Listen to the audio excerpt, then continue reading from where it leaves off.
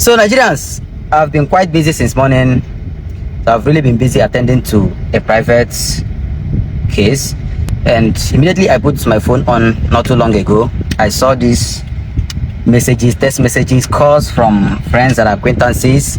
So they said that Deji Adeyanju responded to the post that I made yesterday as regards to his murder case, So now let me read the post made by Deji, and I would also read the post that I made. Do you get?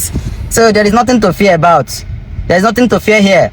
So Deji Adeyanju said, since the time of OBJ, that government tried to get rid of me at all costs because of my activism, and up to the Buhari's era, I have overlooked many of the politically sponsored and baseless allegations against me. I felt politicians were only using people to throw stones at me because of my exploits. I must now use one of you as a scapegoat, and you are that person. So he was referring to me as the person that he will use as scapegoat. I will for once break my rule of not using the police for things like this. Deji Adeyanju said that he would for once break his rule of not using the police to intimidate Nigerians who say things against him, so that he would break his rule and use the police to intimidate me. Let's continue. He said, I will formally write a petition to the police to investigate me for the crime you have alleged I committed. You will have your day in court shortly to prove this allegation. My lawyers will also write you shortly. Now, Nigerians, let's look at the post I made. So I said, this guy, Deji Adeyanju, allegedly murdered his fellow schoolmates while in the university. Reports say he was helped to evade justice by Tinubu's current Minister of Aviation, Festus Keyamo. I just heard this character is VDM's lawyer, and I couldn't stop laughing. Well, everything reminds me of the sarcastic words of my grandpa. The evil bird does not ever perch until an evil tree is found.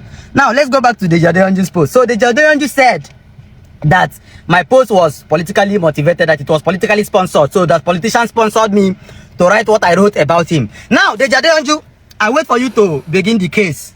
Do you understand me? I wait for you to begin the case. Then you would also bring the evidence of where a politician sponsored me to make this particular piece, to make this particular post that I made. Now, let's go back to the post that I made. So in that post, I said that Deji Adeyanju allegedly murdered his fellow schoolmates while in the university. Of course, I said that reports say he was helped to evade justice by Tinubu's current Minister of Aviation, Festus Keyamo. That reports say, of course, I have the reports. Do you get? I have the reports that say what I said. Now look at this particular headline, Vanguard headline in 2019. Now let's read together. Court remands Deji Adeyanju in prison. I didn't write this headline. Vanguard did. Then the accompanying story. Mr. Deji Adeyanju was on Friday remanded in prison in Kano Central Prison until February 2019. The Chief Magistrate Court in Kano, taking his plea, said that the court lacked jurisdiction to hear murder charges against the political activist. So there was actually a murder charge against him. So what I said was what happened. Do you understand? There was a murder charge. So that was why I said alleged murder. Whether somebody was found guilty or not found guilty, at the point you were charged because you were alleged to have murdered somebody. So I posted that you were alleged. Were you not alleged?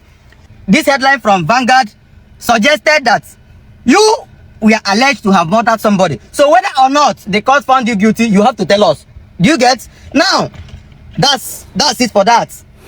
So Deji Adeyanju, I await that legal process. I await your legal process. Do you understand me? So saying that you will write a petition against me, that you will use the police, that you will break your police rule, and you will use your police to intimidate me, I am waiting for you, bro.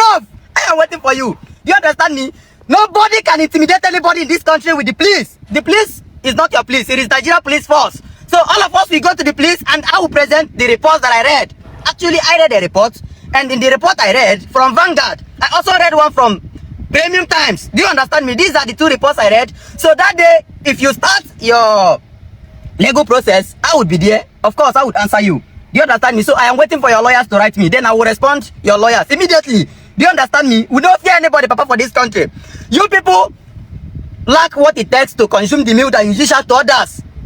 Do you understand me? So I made reference to Very Dark Man. Very Dark Man has been blackmailing people in this country.